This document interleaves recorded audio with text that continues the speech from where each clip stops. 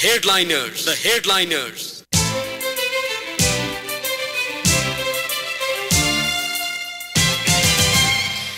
नमस्कार श्रोता, रेडियो कान्तिपुरको प्रभातकालीन नियमित कार्यक्रम द हेडलाइनर्समा यहाँलाई स्वागत छ। आजको कार्यक्रम लिएर म प्रकाश पाठक उपस्थित भएको छु। जनचासोका विषयमा अतिथिसँग विचार विमर्श गरिने यो कार्यक्रम शनिबार बाहेक साताको 6 दिन यसै समयमा प्रसारण हुँदै आएको छ। आजको कार्यक्रममा हामी राजनैतिक विश्लेषक विष्णु सापकोटासँग पछिल्लो समय विकास भएको राजनैतिक अवस्थाका विषयमा केन्द्रित भएर छलफल गर्नेछौँ। कार्यक्रम सुन्दै जाँदा आजका हाम्रो अतिथि राजनैतिक विश्लेषक सापकोटालाई कुनै प्रश्न वा जिज्ञासा राख्न मन लागे हाम्रो स्टुडियोको टेलिफोन नम्बर 0155414905 मा आफ्नो प्रश्न टिपाउन सक्नुहुन्छ।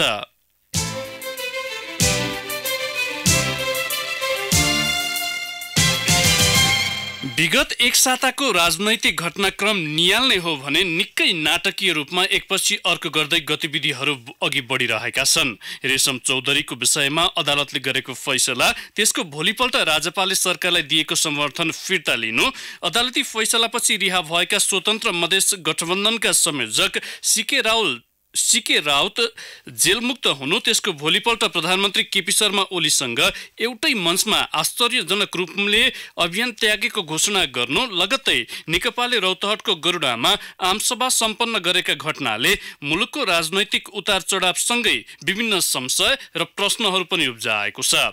स्वयं प्रधानमन्त्रीकै दल नेकपा भित्र पनि अनेकौं आशंका उब्जिएको यो परिदृश्यको केही गहिराई भित्र रहेर आज हामी राजनैतिक विश्लेषक सापकोटासँग कुराकानी गर्दैछौँ।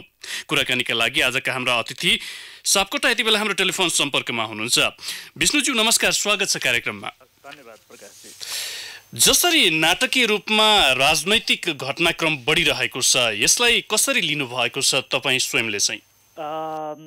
मैले कसरी लिएको छु भने यी घटनाहरूमा केही नाटकीयपन देखिएको नै छ। खास गरी नाटकीयता भन्नाले अब तपाईँले अघि पृष्ठभूमिमा भन्नुभयो, अब रेशम चौधरी जीको बारेमा अदालतको निर्णय त्यो चाहिँ अब त्यो नाटकीय हो होइन, त्यसमा एउटा पक्ष होला। तर खास गरी सीके राउत को सन्दर्भमा सर्वोच्च अदालतको आदेश एक दिन आउने र भोलिपल्ट जुन स्तरको सहमति भयो त्यो चाहिँ अलि बढी नाटकीय नै हो। र तर तपाईँले भने जस्तै यी सबै घटनालाई एकै हप्तामा जसरी घटेका छन् त्यो हिसाबमा हेर्दाखेरि त्यसमा नाटकीयपन पनि देखिन्छ। तर त्यो सँगसँगै अब यसले राजनीतिमा एउटा खालको तरङ्ग त ल्यायो नै, तर यो अब कसरी अगाडि बढ्दै जाला भन्ने कुरा चाहिँ पनि त्यत्तिकै महत्त्वपूर्ण होला। अब जसरी राज्यपालले रेशम चौधरीको सम्बन्धमा अदालतले गरेको निर्णयलाई लिएर सरकारसँगको सम्बन्ध तोडेको छ, यो सरकारसँग तोडेको सम्बन्ध र जसरी सीके राउतलाई चाहिँ सरकारले अगाडि लिएर आएको छ, यो दुई बीचको सम्बन्ध चाहिँ केही देख्नुहुन्छ कि हुन्न तपाईँ आफै? केही सम्बन्ध चाहिँ देखियो। यसमा अब दुई तीनटा अलिक गहिरा खालकै कुरा होला। त्यो गहिरा खालको कुरा के भने, एक त नेपालको जुडिसियरी अदालतलाई स्वतन्त्र कतिको छ भन्ने एउटा कुरा होला, अथवा त्यसलाई कसरी बुझिँदो रहेछ भन्ने पनि अर्को प्रश्न। अदालत स्वतन्त्र होला तर अदालतका निर्णय पनि स्वतन्त्र छैनन्, त्यसमा कार्यपालिकाको छाया छ अथवा त्यहाँ कुनै खालको मिलीभगत छ कि भनेर शङ्का गरेको जस्तो पनि देखियो। रेशम चौधरीकै कुरा जुन तपाईँले भन्नुभयो, त्यसपछि राज्यपालले सरकारलाई दिएको समर्थन फिर्ता लियो। त्यो त अब अदालतको आदेशको कारणले सरकारलाई दिएको समर्थन फिर्ता लिनु तार्किक त देखिँदैन एउटा लोजिकल हिसाबले हेर्दाखेरि। तर त्यसमा के देखियो भने बुझाइमा त्यो पनि कुनै मिलेरै त होइन भन्ने खालको राजपाको बुझाइ जस्तो, अथवा त्यसरी बुझाउन खोजेको जस्तो, त्यसरी नबुझेको पनि हुनसक्छ तर त्यसरी बुझाउन खोजेको जस्तो देखियो। तर त्यसको पृष्ठभूमिमा अर्को के पनि होला भने राजपा यो सरकारसँग धेरै सन्तुष्ट छैन भन्ने कुरा त केही हप्तादेखि नै आइरहेका कुराहरू थिए। यद्यपि राजपाले यो सरकारलाई समर्थन गर्नु स्वयं आश्चर्य थियो। हामी अब 1-1.5 वर्ष पहिला फर्केर हेऱ्यौँ भने फेरि त्यता पनि जानुपर्ने हुन्छ होइन। खास गरी त्यतिखेरको नेकपा एमाले, अहिलेको प्रधानमन्त्री केपी ओलीज्यू र त्यतिखेरका मधेसवादी दलहरूको सम्बन्धको हिसाबमा हेर्दाखेरि राजपाले यो सरकारलाई समर्थन गर्नु एउटा आश्चर्य थियो। र तै पनि अब सत्तामा कुनै खालको साझेदारीको लागि आश गरेर अपेक्षा गरेर सायद भएको थियो होला। यद्यपि भन्नलाई संविधान संशोधन गर्ने भनियो, अब त्यो सिद्धान्त त संविधान संशोधन हुँदै हुँदैन त भनेर कसले भन्छ र। तर संविधान संशोधन गर्ने भनेको के हो भन्ने विषयमा एकपटक पनि यो 1-1.5 वर्षमा कुराकानी समेत भएको छैन। त्यस हिसाबमा राजपा सरकारबाट ऊ बसेर केही पाएको पनि थिएन र फर्कनु स्वयंमा त्यति आश्चर्यको विषय होइन, अथवा फर्कनु भन्नाले समर्थन फिर्ता लिए भन्नु। त्यसलाई उसले एउटा मौका खोजिरहेको अथवा अनिर्णयमा बसिरहेको स्थितिमा रेशम चौधरीको बारेमा अदालतको जुन आदेश आयो जन्मकैदको, मलाई लाग्छ त्यसले सहयोग मात्रै गरेको हो। विष्णुज्यू, केही बेर म यहाँ रोक्छु, श्रोताहरूलाई एउटा थोरै जानकारी दिन्छु। प्रश्नका लागि टेलिफोन नम्बर परिवर्तन भएको छ, 015414906मा तपाईँ श्रोताले आफ्नो प्रश्न टिपाउन सक्नुहुन्छ। यसभन्दा अगाडि मैले 55414905 नम्बर दिएको थिएँ। श्रोताहरूलाई फेरि पनि जानकारी गराउँछु, 55414906मा आफ्नो प्रश्न राख्नु सक्नुहुन्छ। अब यो कुराको सिलसिलालाई जोडे जस्तो राजपा पछिल्लो समय जसरी सरकारबाट टाढिएको छ, केहीले यसरी पनि विश्लेषण गरेका छन्, राजपालाई राजनीति गर्ने एजेन्डा पछिल्लो समय केही नभएपछि यसले एउटा बहाना पनि खोजिरहेको, त्यसैलाई चाहिँ यो अदालतको निर्णयले मलजल गरेको भनेर केही थरीले विश्लेषण पनि गरेको पाइन्छ। यसमा चाहिँ कतिको सत्यता देख्नुहुन्छ तपाईँ? त्यसो होला, अब त्यसमा पनि अब वस्तुगत यथार्थको हिसाबमा सत्यता नभए पनि फेरि यो राजनीतिमा त्यो अङ्ग्रेजीको शब्द पर्सेप्सन हुन्छ नि, बुझाइ, कतिपय खालका बुझाइ मान्यताले पनि काम गर्ने रहेछ। अब राजपा अघि मैले भने जस्तो यो सरकारमा ऊ किन सरकारलाई समर्थन गरेको थियो भन्ने कहिल्यै पनि परिभाषित भएन। अब सरकारले संविधान संशोधन औचित्यपूर्ण भयो भने, उचित लाग्यो भने गर्ने भन्ने खालको मात्र कुरा भएको थियो। अब त्यो उचित लाग्यो भने संविधान संशोधन हुन्छ भन्ने त एकदमै कोरा र अमूर्त सैद्धान्तिक कुरा भयो होइन। तर कुन मुद्दामा संविधान संशोधन भनेर यो 1 वर्षको कार्यकालमा, केपी ओली नेतृत्वको सरकारको कार्यकालमा एकपटक कुराकानी पनि भएको छैन। यसको अर्थ राजपा के भनेर सरकारलाई समर्थन दिएको थियो भन्ने छँदै थिएन र मेरो बुझाइमा सरकारमा साझेदारी पाउनको लागि, सत्ता साझेदारीको लागि भएको थियो, जसलाई भन्नको लागि उनीहरूले संविधान संशोधनको लागि यो सरकार सकारात्मक भयो भनेर त्यो सार्वजनिक खपतको लागि मात्रै भनेका थिए। गर्दा सत्ता साझेदारीको लागि उनीहरूले भने जस्तो अपेक्षा गरे जस्तो भएन। एक दोस्रो, संविधान संशोधन नै भनेर त्यो मुद्दा पनि जति जति समय बित्दै गयो त्यति त्यति अमूर्त हुँदै गएको छ। अब संघीयता, प्रदेशको सीमाङ्कनको जुन मूल मुद्दा थियो, अब प्रदेशहरू एक हिसाबले आफ्नो स्वरूप ग्रहण गर्दै अगाडि बढेका, यद्यपि त्यसका प्रभावकारिता, त्यसमा गर्नुपर्ने कुरा अर्कोतिर छन्। मैले खास गरी सीमाङ्कनको सन्दर्भमा भनेको त्यसमा सम्बोधन गर्न सकिने पनि देखिँदैन। अब भने अरू मुद्दामा पनि के भनेर बुझिने खालको उनीहरूले बताउन सकेका छैनन्। त्यसले गर्दा मेरो बुझाइ के छ भने राजपा स्वयं धेरै महिनादेखि अलमलमा थियो र रेशम चौधरीको बारेमा जुन अदालतको निर्णय आयो जन्मकैदको कैलालीबाट, त्यो कस्तो भने त्यो अलिकति भावनामा खेल्नको लागि ल हामीहरूप्रति त थप अन्याय भयो अथवा हाम्रा आन्दोलनप्रति थप अन्यायपूर्ण अदालतकै निर्णय पनि भयो भनेर भन्नको लागि, जनतामा जानको लागि एउटा त्यसले राम्रो बहाना दियो। मलाई लाग्छ यो धेरै महिना अथवा हप्तादेखिको असन्तुष्टि र त्यो अलमल र अनिश्चयको स्थितिमा सरकार छाडौँ नछाडौँ भनेको स्थितिमा त्यसले एउटा निर्णय लिन सहयोग गरेको हो जस्तो लाग्छ। अब यहाँ एउटा विषय प्रधान रूपमा आएको छ, एउटा स्वतन्त्र राष्ट्रको माग गर्दै अभियान चलाइरहेका सीके राउत 81 मूलधारको राजनीतिमा आएको भनेर अब जसरी घोषणा भएको छ, यो मुख्य कारण अथवा यसको भित्री पाटो चाहिँ के देख्नुहुन्छ तपाईँ?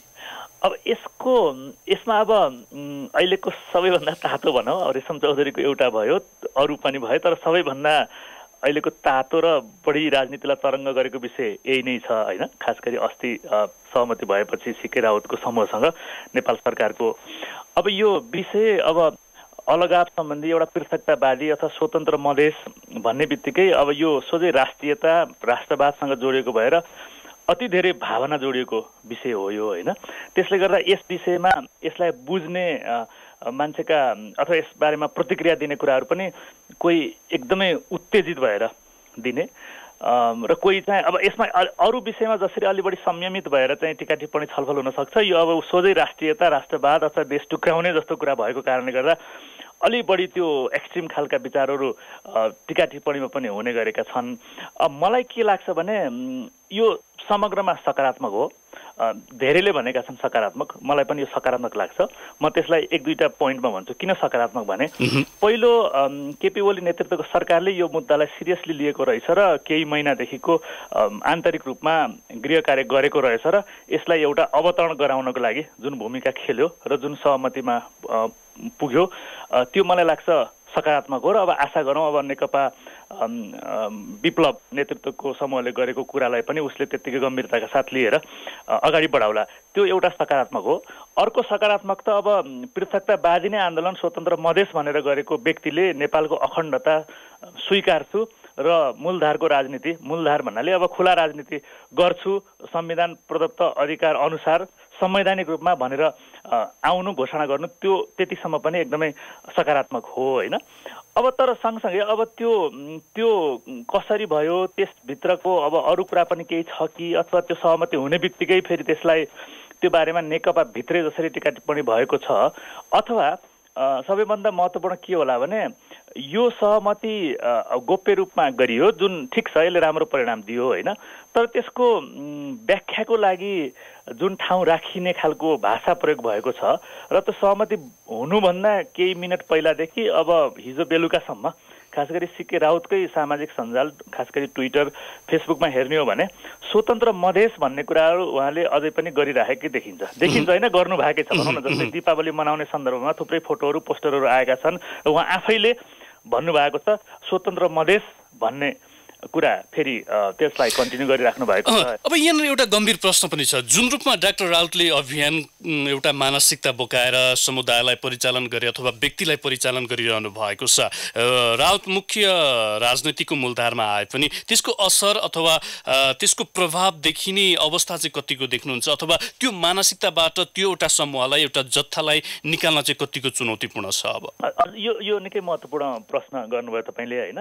अब मधेसमा असन्तुष्टि थियो भनियो, छ होला होइन, 72 को संविधानले पनि त्यसलाई पुरै सम्बोधन गरेन भनियो, संविधान आएपछि पनि थप असन्तुष्टि थियो भनियो। त्यसले गर्दा त्यो असन्तुष्ट मध्येका अलि जो बढी र्याडिकल थिए उनीहरूलाई यो सिके राउतले अपिल गरेको छन् कि भन्ने खालको जुन कुरा थियो, त्यसले गर्दा यदि त्यो खालको असन्तुष्टि छ र त्यस्ता खालका व्यक्तिहरू अझै छन् भने उनीहरूलाई सिके राउतले पुरै अझै नेतृत्व गरेर उही मूलधारमा अस्ति सरकारले दावा गरे अनुसार अथवा बताइए अनुसार अब त्यो मुद्दा पुरै छाडे भनिएको छ, त्यसलाई पत्याउँदा चाहिँ सिके राउतले त्यो सबै खालको भावनालाई आफैसँग समेटेर नेपाल राष्ट्र हाम्रो पनि हो, यसको अखण्डतालाई हामीले पुरै सम्मान गर्छौँ र मधेसका जनतासँग केही असन्तुष्टि छन् उनीहरूलाई लागेका, त्यसको बारेमा हामीले यी वैधानिक दलको हिसाबमा त्यसलाई नेतृत्व गर्छौँ, आन्दोलन गर्छौँ भन्ने उनले समेट्न सके भने त्यो एकदम राम्रो भयो।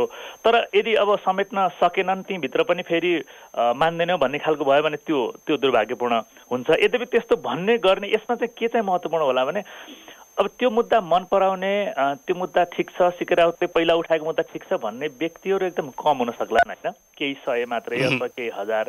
तर पनि त्यो मुद्दा अघि मैले भने जस्तो अब राष्ट्रियतासँगै सोझै जोडिएको भएर अति संवेदनशील पनि भयो एक। तर यसमा मैले एउटा कुरा जोडेर भनिहाल्छु, यो सिके राउतसँग गरिएको सहमतिकै सकारात्मक भन्ने कुरामा चाहिँ जुन चर्चा त्यति भएको जस्तो मलाई लाग्दैन यो विगत 2-3 दिनमा। अब यो उही राष्ट्रियतासँग जोडिएको मुद्दा, देशको अखण्डतासँग जोडिएको हुँदा सिके राउतलाई कसले चलाएको छ, कहाँबाट हो, के हो भन्ने खालका विभिन्न जुन शङ्काहरू पनि थिए नि, अब यत्तिकै आधारमा कसैले चलाएको रहेनछ, उनी स्वतन्त्र हिसाबमै आफूलाई मन लागेको हिसाबमा गरेका रहेछन् भन्न त अब मिल्दैन। धेरै कुराहरू अब आउन बाँकी होला, कतिपय कुराहरू खुलस्त रूपमा कहिले पनि आउँदैनन्। तर के चाहिँ देखियो भने सर्वोच्च अदालतको आदेशबाट आज निस्कनु भोलिपल्ट मात्रै सहमति हुने कुराले अलिक तिलस्मी जस्तो, अलि अचम्म जस्तो, नाटकीय पनि बढी देखियो भने एउटा पाटो। त्यसको भोलिपल्ट फेरि अर्को नेकपाले रौतहटको गरुडामा आमसभा पनि गरेको छ। यो कुराहरू पनि त एक अर्का बीच मिलिरहेको अथवा तालमेल कतै न कतै भएको भन्ने आशंका त आम जनमानसमा रहिरह्यो नि। अच्छा, म अघिल्लो बुँदालाई म सघाउँछु अनि मेरो टिप्पणी यसमा गर्छु।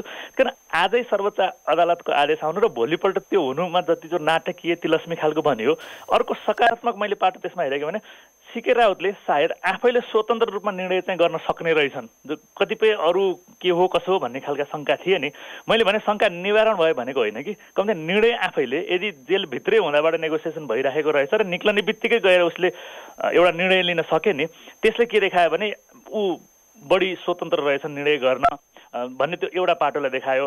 अब तपाईँले पछि जोड्नु भएको जुन प्रसङ्ग छ हिजोकै रौतहटको आमसभा, एउटा त के मुख्य पृष्ठभूमि यसमा छ भने मधेसका राजनीतिक दलहरूले, त्यसमा अहिलेको सङ्घीय समाजवादी पनि पर्छ र अब राजपा पर्छ, त त्यतिखेर राजपा एक पार्टी हुनुभन्दा अगाडि जो धेरै दलहरू थिए उनीहरूले जहिले पनि सीके राउतको कार्डलाई चाहिँ कसरी प्रयोग गर्थे भने अरू ठुला दलहरूसँग पहिला बार्गेनिङ लेनदेन गर्नको लागि तपाईँहरूले हामीलाई चाहिने जति स्पेस दिनु भएन, हाम्रा कुरा सुन्नु भएन भने मधेसका धेरै जनता सीके राउततर्फ जान्छन्, त्यसकारण हाम्रा कुरा सुन्नुहोस् भनेर उनीहरूले पनि प्रयोग गर्ने एउटा कार्ड थियो होइन।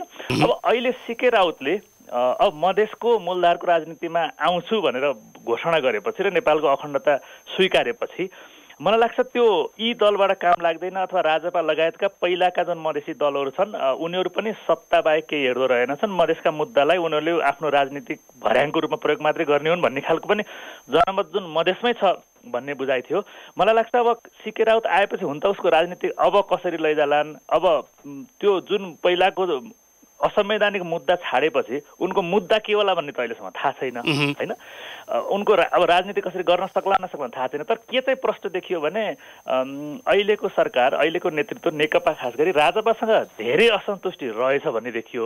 यद्यपि त किन रहेछ त्यो बरु अलि अनौठो खालकै छ, किनभने केही दिन अगाडिसम्म सरकारलाई उहाँहरूको समर्थन थियो। अब हाम्रो विश्वास टुट्यो, समर्थन फिर्ता लिन्छौँ भन्ने बित्तिकै जो आक्रामक हिसाबमा प्रधानमन्त्रीले अभिव्यक्ति दिनुभएको छ त्यो चाहिँ अलिकति अनौठो छ होइन, किनभने त्यो धेरै दिन नै भएको छैन नि उहाँहरूले समर्थन फिर्ता लिएको। तर अब राजपाले सरकारलाई दिएको समर्थन फिर्ता लिएको झोकमा सीके राउतलाई धेरै बढाइ चढाइ गर्नु पनि उपयुक्त छैन। यद्यपि फेरि म यो कुरो के दोहोऱ्याउँछु भने अब सीके राउतले नै जुन चलाएको उनको क्रियाकलाप थियो त्यसको भोल्युम कत्रो थियो, सायद त्यति धेरै ठुलो थिएन, उसका कार्यकर्ता समर्थक कति थिए त्यति धेरै ठुलो सायद थिएन। तर पनि मुद्दामा यति धेरै भावना जोडिएको र सोझै राष्ट्रियता, राष्ट्रिय अखण्डतासँग जोडिएको कारणले गर्दा त्यसको बारेमा बुझ्ने पनि अलि धेरै बढी भएको हो र त्यो सहमति पनि त्यस हिसाबमा अलि धेरै मान्छे तरङ्गित भएर धेरै अहिले मलाई लाग्छ अब नेपाली जनता अलिअलि राजनीतिमा चासो राख्ने बुझ्नेहरू धारणा नभएको व्यक्ति सायद कोही पनि छैन होला कि यो विषयमा। मलाई लाग्छ यी कारणले नै होला। अब जस्तो यहाँ एउटा प्रश्न पनि आउँछ, जस्तो संविधान संशोधनको विषयलाई चाहिँ आफ्नो मुद्दा बनाएर हिँडिरहेको राजपालले त सरकारसँगको सम्बन्ध विच्छेद अथवा सरकारलाई दिएको समर्थन फिर्ता लिएको छ। त्यही एजेन्डा बोकेर अर्को एउटा फोरम, सङ्घीय समाजवादी फोरम सरकारमा अहिले सहभागी भइरहेको छ। अब उसको सहभागिताको औचित्य चाहिँ के रहन्छ? अब सँगै अध्यक्ष उपेन्द्र यादवको मौनता पनि धेरै लामो समयदेखि व्याप्त रहेको छ, यसलाई चाहिँ कसरी विश्लेषण गर्न सकिन्छ? अब मैले यो नेकपा नेतृत्वको सरकारमा उपेन्द्र यादवजी आएको कुरा मैले एकदमै सकारात्मक मानेको हो त्यति बेलैदेखि, किनभने फेरि पनि खास गरी केपी ओली त्यतिखेर नेकपा एमालेको अध्यक्ष हुँदादेखि अलि मधेसप्रति बढी पूर्वाग्रह छ अथवा कुरा सुन्नुहुन्न भन्ने खालको, र एक हिसाबले उहाँकै नेतृत्वमा फेरि नयाँ सरकार बन्दा मधेसको प्रतिक्रिया कस्तो होला भन्ने जुन थियो त्यसमा मधेसकै एउटा प्रमुख दल र उपेन्द्र यादवजी खास गरी मधेस आन्दोलनकै अब उहाँ प्रमुख नेता हो होइन। उहाँको नेतृत्वको पार्टी यो सरकारमा आउनु मलाई लाग्छ यो राष्ट्रिय एकताको हिसाबले र मधेसलाई मूल प्रभावमा जोड्ने हिसाबले त्यो साङ्केतिक रूपमै भए पनि त्यो निकै सकारात्मक कुरा थियो र अहिलेसम्म उहाँ सरकारमा हुनु त्यस हिसाबमा मैले राजनीतिक हिसाबमा भने त्यो सकारात्मक हो। अब उहाँले के गर्नु होला भन्दा एउटा त उहाँको मौनता बुझ्न सकिनेछ, त्यो अर्थपूर्ण छ र तर त्यसको अर्थ लगाउन सकिन्छ। त्यो अर्थ के हो भने अब मधेसभित्रैको राजनीतिक स्पेसमा प्रतिद्वन्दिता भइ नै हाल्ने भयो राजपा र सङ्घीय फोरमको, खास गरी त्यसमा सरकारमा आउने कुरामा उहाँले बाजी मार्नुभयो भनौँ। मलाई लाग्छ राजपा पनि राम्रो ठाउँ पाएको भए सरकारमा आउँछ नै। अब उहाँ मौन किन रहनु भएको होला भने अब हामी सरकारमा आयौँ त्यसकारण मधेसका मुद्दा सकियो भनेर उहाँले भन्न सक्नुहुन्न, चाहनुहुन्न, किनभने फेरि पनि उहाँले मधेसका मुद्दा लिएर राजनीति गर्नुपर्ने हुन्छ होइन। सरकारमा भइसकेपछि मधेसको मुद्दा धेरै उचाल्न पनि मिलेन, त्यसले गर्दा उहाँ मौन रहनु उहाँको सायद बाध्यता हो जुन बुझ्न सकिन्छ। अब अगाडि कसरी जाला भन्दा मलाई फेरि पनि राजनीतिक हिसाबले उपेन्द्र यादवजी अथवा एउटा मधेसको प्रमुख दल यो सरकारमा रहिराख्नु महत्त्वपूर्ण हुन्छ राजनीतिक हिसाबले, किनभने अब यो सरकार भनेको फेरि पनि हाम्रो कुरा नसुन्ने खालको सरकार हो, हाम्रो कोही छैन, प्रतिनिधित्व प्रश्नहरू जति थिए मधेसमा कतिपय हिसाबमा अब उही यथार्थ तथ्यसङ्गत कुरा नभए पनि त्यो पर्सेप्सनले पनि काम गरेको हुन्छ, त्यो बुझाइ। त्यसले गर्दा मधेसलाई प्रतिनिधित्व गर्छु भन्ने प्रमुख दल सरकारमा रहनु सकारात्मक हो। अब कसरी जान्छ भन्नेमा अब राजपासँग सरकारको अथवा यो नेकपाको दूरी चाहिँ त बढ्ने नै देखियो। तर अब मधेसको भनौँ न जुन खालको असन्तुष्टि छ, अब पहिलो त्यो असन्तुष्टि भनेर पनि अब यो शब्द त प्रयोग गरिराखिन्छ होइन, अथवा त्यो असन्तुष्टि ठोस रूपमा 1, 2, 3 के हो भनेर अलि मूर्त रूपमा फेरि बताइनु पर्ने हो कि बेला भएको जस्तो लाग्छ। सापकोटाज्यू, यहाँलाई केही बेर म रोक्छु, कार्यक्रममा ब्रेक लिने बेला भएको छ। हामी ब्रेकतर्फ जान्छौँ। ब्रेकपछि केही श्रोताका पनि प्रश्न लिएर थप छलफल गर्नेछौँ। कृपया टेलिफोन सम्पर्कमै बसिदिन यहाँलाई आग्रह गर्दछु। अहिलेलाई भने ब्रेकको पालो।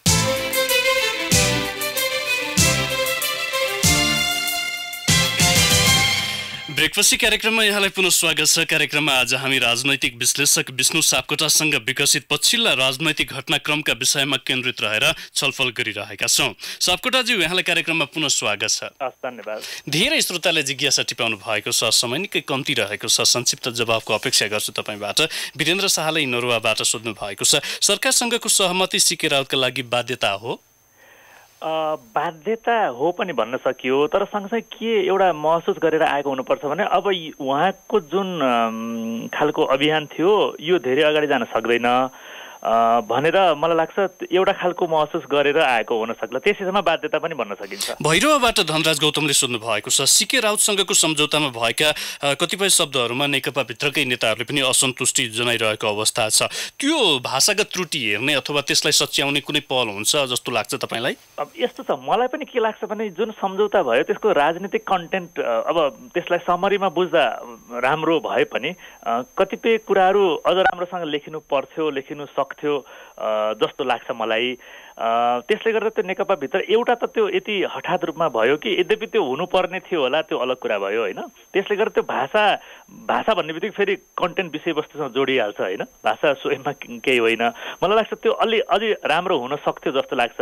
तर सँगसँगै एउटा सबभन्दा बढी त्यसमा विवाद भएको छ जो अब अस्तिदेखि नै अब जनअभिमत द्वारा होइन स्वीकृत लोकतान्त्रिक विधिबाट निर्णय गर्ने भनिएको छ।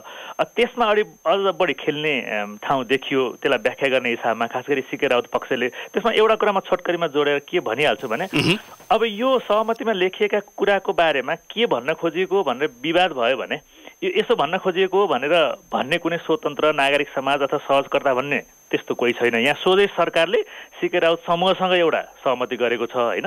त्यसले गर्दा अब दुईटा पक्षले होइन हामीले सहमतिमा भन्न खोजेको यो हो भनेर दुईटाको बिचमा कुरा मिलेन भने अब त्यहाँ मध्यस्थता गरिने पनि अब कोही छैन होइन। त्यसले गर्दा मलाई लाग्छ त्यो भाषा अझ राम्रो हुन सक्थ्यो। बोधप्रसाद पराजुलीले विराटनगरबाट सोध्नु भएको छ, अब अहिले नाटकीय रूपमा हामी भनिरहेका छौँ, तर राजेन्द्र महतोलाई चुनाव जिताउने घटनादेखि नै गठबन्धन आश्चर्य रूपमा अघि बढेको होइन र? हो, आश्चर्य रूपमा अघि बढेको हो।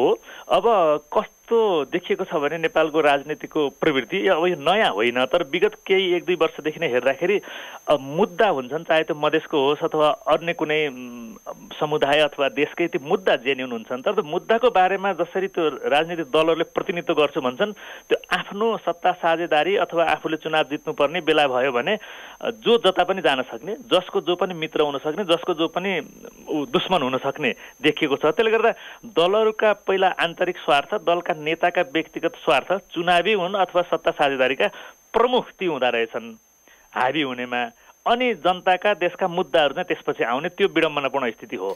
नगेन्द्र प्रसाद लामिछानेले धनकुटाबाट सोध्नु भएको छ, पछिल्लो राजनैतिक घटनाले शक्ति सन्तुलन नमिलेको देखिँदैन? शक्ति सन्तुलन नमिलेको भन्नाले मैले प्रश्न ठ्याक्कै पुरै बुझिनँ कि होइन। अब एउटा सरकारको त अझै पनि 2/3 समर्थन सरकारलाई छँदैछ होइन। अब राजपा पनि सरकारलाई समर्थन गरेको थियो, उसले त्यो फिर्ता गर्यो, त्यसको राजनीतिक अर्थ त भइ नै हाल्ने भयो होइन। त्यसले गर्दा अब यी अहिले घटेका राजनीतिक घटनाक्रमको अब आगामी केही दिन, महिना, वर्षसम्म असर परिणाम यी समीकरणको यताउति हुने कुरामा त देखिन्छ नै होइन। तर अरू शक्ति सन्तुलन त्यस्तो धेरै बिग्रेको जस्तो लाग्दैन। श्यामप्रसाद शाहले सप्तरीबाट सोध्नु भएको छ, आन्दोलनका समयमा रेशम चौधरीले सरकारी कर्मचारीको हत्या गरेको भन्दै जन्मकैदको फैसला आएको छ, तर आन्दोलनका क्रममा जनता मार्ने सरकारी कर्मचारीलाई कारबाहीको साँटो फुलिदिन्छ, यो कस्तो न्याय हो यो देशमा भनेर अलिकति फरक आशयको उहाँको प्रश्न हो। यसो भयो, उहाँले पनि ठिकै प्रश्न उठाउनु भयो जस्तो लाग्छ मलाई होइन। अब कतिपय मानवाधिकार उल्लङ्घनका कुराहरूमा मुछिएका अथवा अयोग्य त्यो पाउनको लागि, सम्मानको लागि अयोग्यहरूले पनि सम्मान पाएको यथार्थ छ। मलाई लाग्छ त्यसमा समस्या छ। त्यो प्रश्नको आशयसँग म सहमत छु। त्यसैगरी हामीलाई नन्ददेव मुखियाले विराटनगरबाट पनि सोध्नु भएको छ, कम्युनिस्ट सरकारले मधेसमा कस्तो रूप देख्न चाहन्छ, त्यसको केही सङ्केत वर्तमान सरकारबाट मिलेको छ अन्त्यमा? यस्तो छ, अब यो कम्युनिस्ट सरकारै भएको कारणले मधेसको प्रति हेर्ने दृष्टिकोण यस्तो हुन्छ उस्तो हुन्छ भन्ने मलाई लाग्दैन। किन लाग्दैन भने अहिलेको खास गरी नेकपा सरकारको नेतृत्व गर्ने नेकपा दुईटा ठुला कम्युनिस्ट पार्टी मिलेर बनेको अब 1 वर्ष पनि पुगेको छैन होइन, सरकार बनेको 1 वर्ष भए पनि त्यसैबीच मधेसको मुद्दालाई हेर्ने तत्कालीन माओवादीको विचार र विचारधारा दृष्टिकोण भनौँ र एमालेको एकदमै फरक थियो हैन। त्यसले गर्दा नेकपा बन्ने बित्तिकै एउटा खालको धारणा छ जस्तो मलाई लाग्दैन, बरु हो के भने उहाँहरूको खास धारणा नै छैन कि भन्ने जस्तो देखिन्छ। हवस् त सापकोटाज्यू, यहाँको अमूल्य समय र विचारका लागि यहाँलाई धन्यवाद छ। हस्, धन्यवाद। हवस् त श्रोता, आजको कार्यक्रमको निर्धारित समय पनि सकिएको छ। कार्यक्रममा आज हामीले मुलुकमा पछिल्लो समय देखिएको राजनैतिक उतार चढाव, यसले भावी दिनमा पार्ने प्रभाव लगायतका विषयमा राजनैतिक विश्लेषक विष्णु सापकोटासँग कुराकानी गर्यौं। प्रश्नकर्ता सबै श्रोताहरूलाई धेरै धेरै धन्यवाद। मैले समय अभावका कारण भीम भण्डारीले ताप्लेजुङबाट, डुवलराज पराजुलीले रूपन्देहीबाट, त्यसैगरी कमल सेन्चुरीले कपनबाट लगायत केही श्रोताहरूले श्यामप्रसाद शाहले सप्तरीबाट सोध्नु भएको प्रश्न राख्न सकिन। प्रश्नकर्ता सबै श्रोताहरूलाई धेरै धेरै धन्यवाद। फरक विषयमा अर्का अतिथिका साथ भोलि फेरि आउनेछौँ। आजको कार्यक्रमबाट न्युज डेस्कका सबै सहकर्मीसँगै प्राविधिक मित्र नवराज भण्डारी र म प्रकाश पाठक पनि बिदा हुन्छौँ। नमस्कार।